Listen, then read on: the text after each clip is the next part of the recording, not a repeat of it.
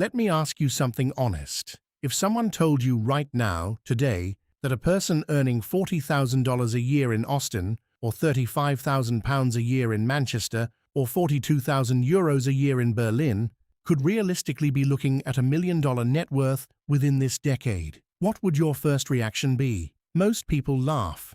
Some people get slightly annoyed, and a very small number of people go quiet, because something about it does not sound completely impossible to them. This video is for that last group, not because this is a motivational story, not because we are going to tell you that you are one mindset shift away from everything changing, but because the math, when you actually look at it clearly and without emotion, tells a story that most financial content refuses to tell honestly. So let us look at it clearly, without the hype. Meet Daniel. Daniel is 28 years old. He lives in Austin, Texas. He works in marketing for a mid-sized tech company. His gross salary is $52,000 a year. After federal tax, Texas has no state income tax, which gives Daniel a slight advantage over most Americans, but after federal tax and Social Security, he still takes home roughly $40,000 annually. That is about $3,300 every single month. Now let us look at where that money goes. Austin has changed significantly over the last 5 years. What was once an affordable city has become one of the faster-growing rental markets in the United States. His one-bedroom apartment in a decent but not glamorous part of East Austin costs $1,300 a month. That is actually considered reasonable for Austin in 2026. He financed a used Ford F-150 years ago, because in Austin, like much of Texas, a truck is not just a vehicle. It is a cultural expectation and a practical necessity for many. The monthly payment is $420. Insurance in Texas runs him $130, so his vehicle costs him $550 every month just to exist in his life. He has a student loan from his 4-year degree at the University of Texas. The monthly minimum payment is $280. He has one credit card. The balance sits at around $4,000. He pays the minimum most months, about $90. Groceries, phone bill, utilities, subscriptions, everything from his electricity bill, which runs high in Texas summers, to his streaming services and gym membership, all of that together runs him about $650 a month. And then there is what Daniel calls just living. Austin has a strong food and social culture. 6th Street, the bars on Rainy Street, dinner out with colleagues, a weekend camping trip to the hill country every couple of months. That is another $450 on a normal month, sometimes more. So let us add this up. Rent, $1,300. Vehicle and insurance, $550. Student loan, $280. Credit card minimum, $90. Living expenses, $650. Social and lifestyle, $450. That is $3,320. Daniel earns $3,300. He is already $20 in the negative before anything unexpected happens. And here is the part that matters. Daniel is not irresponsible. He is not buying things he cannot afford on paper. He is not living lavishly. He is doing exactly what the system told him to do. Get a degree, get a job, get a truck because you live in Texas, get an apartment, be a functional adult. And the result of doing everything correctly is a monthly deficit of $20, not $240 left over, like we might have hoped. -20. Austin changed the math. And Austin is not unique. This is happening in Denver, in Nashville, in Charlotte, in every city where young professionals moved because the opportunity was real, but the cost followed close behind. Now, meet Sophie. Sophie is 31. She lives in Lyon, France. She works as a project coordinator for a logistics company. Her net monthly salary, after French taxes and social contributions, is about €2,200. Her rent for a small but comfortable apartment is €750. She leases a Peugeot 208. The monthly payment is €210. Insurance is €80. She has no student debt. French public universities are heavily subsidized, but she does have a personal loan. she took for a kitchen renovation 2 years ago. That is €140 a month. Groceries, utilities, phone, about €400. And her social life, dinners, weekends, the occasional short trip to the Alps or the Mediterranean coast, another €250. Total monthly spending, €2,030. She has €170 left every month. Daniel is $20 negative. Sophie has $170. 2 different countries, 2 different systems, almost identical financial pressure, and both of them, if you ask them, would tell you they feel like they are doing fine, busy, a little stretched, but fine. That feeling is the first problem. The mistake Daniel and Sophie are making is not what you think it is. It is not the coffee. It is not the Netflix subscription. It is not the dinner out on Friday on Rainy Street. The mistake is structural, and it was built into their lives before they had the awareness to question it. Here is what most people in Daniel and Sophie's position believe about money without ever saying it out loud.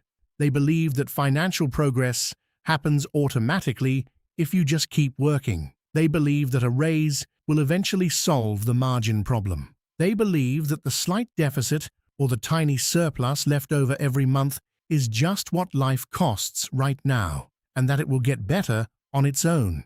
None of those beliefs are accurate, and the math shows why. Daniel's truck payment, $420 a month for a used F-150 he financed over 60 months.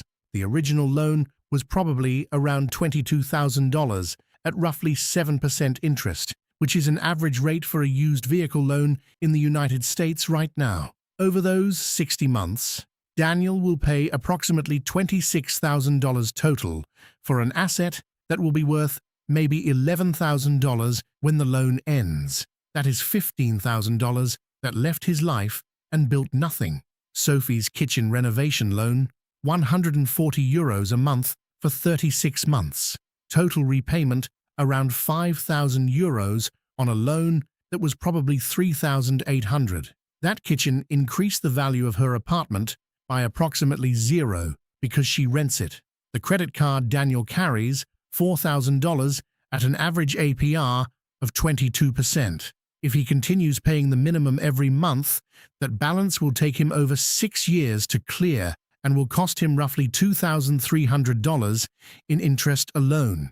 So we have Daniel paying $15,000 extra to own a depreciating truck, $2,300 in credit card interest, $280 a month, servicing a degree that got him a $52,000 salary in one of America's fastest-growing cities, where that salary no longer stretches the way it once did. And Sophie paying over €1,000 more than she borrowed to renovate an apartment she does not own. Neither of them made dramatic financial mistakes. Both of them made completely normal financial decisions, and that is precisely the problem. Normal financial decisions in 2026 are engineered to keep the margin thin. They are designed by lenders, by manufacturers, by marketing departments to feel reasonable in the moment and expensive over time. The monthly payment model exists for one reason. It makes large costs feel small. $550 a month for a truck sounds manageable. $22,000 for a truck sounds significant. They are the same thing, but one of them gets signed.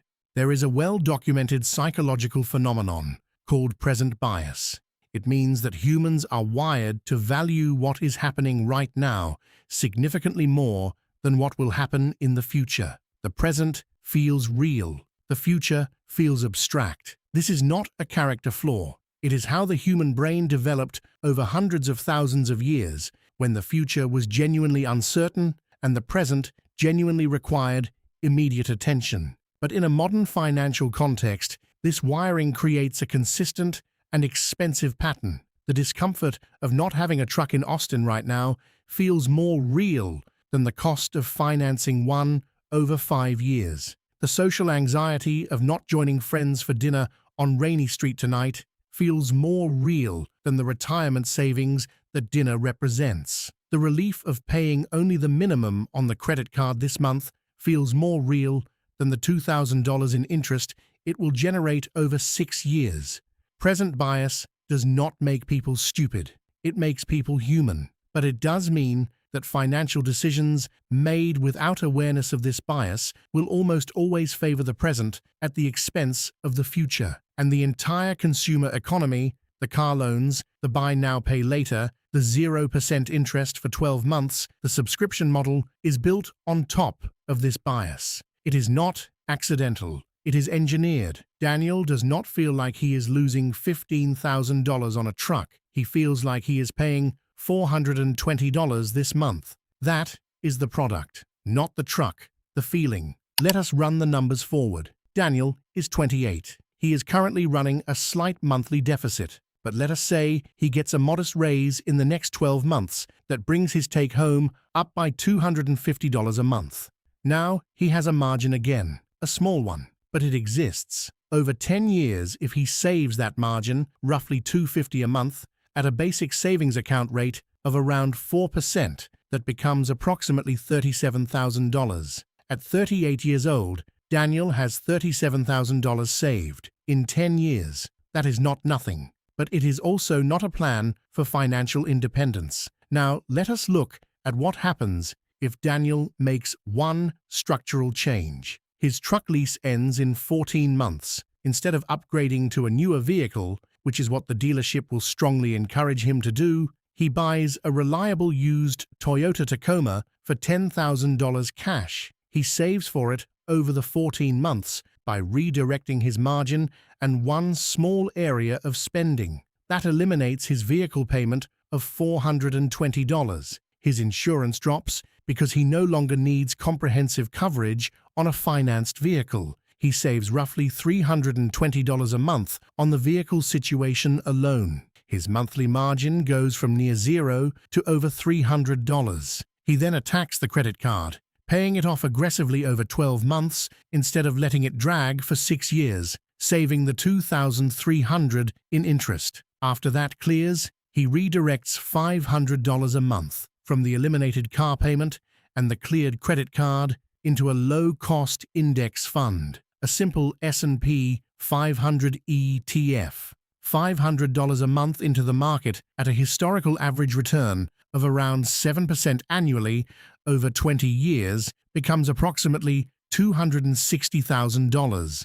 But Daniel is also building his career in Austin, one of the strongest job markets for his field in the country. His income grows. His fixed expenses do not grow at the same rate because he has made a conscious decision not to let them. By 35, he is contributing $800 a month. By 40, perhaps $1,200. The number at the end of that runway, with consistent contributions and compound growth, crosses 7 figures. Not because Daniel did anything extraordinary, because he stopped doing something ordinary. He stopped letting the monthly payment model consume his margin before he had a chance to redirect it. Sophie runs a similar calculation in euros. The French social system gives her some structural advantages. Healthcare costs are minimal, her pension contributions are partially employer-matched, but the core opportunity is identical. 170 euros a month, redirected consistently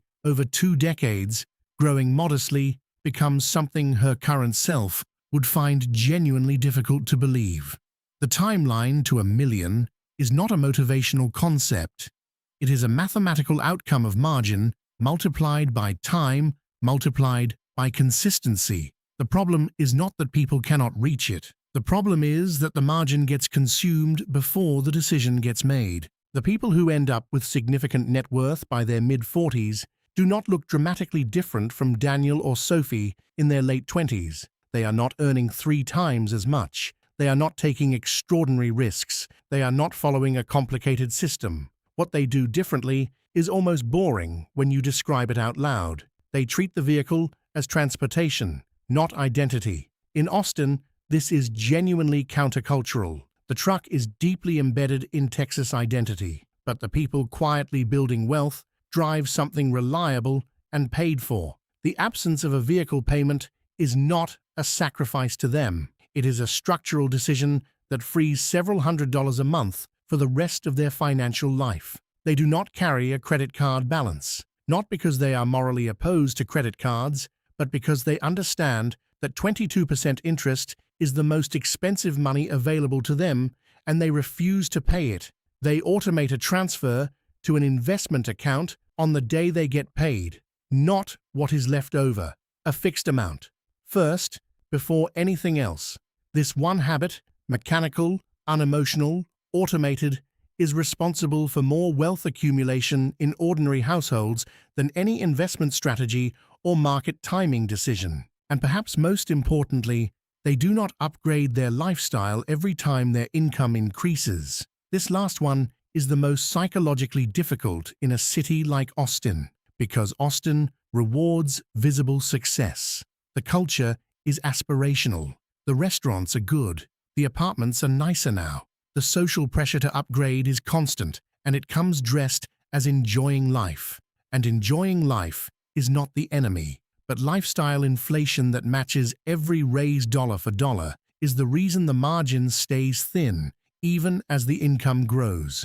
The financially intelligent person, and this is the part most financial content skips over, is not someone with superior willpower or unusual discipline. They are someone who made a decision at some point to stop letting the system make their financial decisions for them. In Austin, that decision might look like keeping the old apartment for one more year after a promotion, buying the used Tacoma instead of leasing a new one, having drinks at home before going out instead of starting the tab at the bar.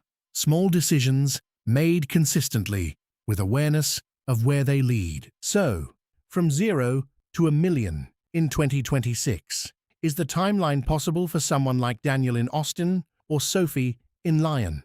The math says yes, not through speed, not through shortcuts, through margin, through time, through the consistent redirection of money that is currently being consumed by a system designed to consume it. Austin made Daniel's starting position harder than it would have been 10 years ago. The city got expensive. The truck is cultural. The social life is real. None of that is imaginary pressure, but the math does not change based on the city. The math responds to margin, and margin responds to decisions. The gap between where most people are and where $1 million net worth sits is not talent. It is not luck. It is not even income in most cases. It is the structural decision to stop letting normal financial behavior determine a financial outcome. That decision does not require a dramatic life change. It does not require moving to a cheaper city or giving up the things that make Austin worth living in. It requires seeing the system clearly enough to stop being managed by it. And that, more than any investment strategy or income hack, is what this video was actually about. If that kind of thinking is useful to you, the calm, mathematical, no-hype version of personal finance, then subscribing to this channel is the most logical next step. We will be here, running the numbers honestly. See you in the next one.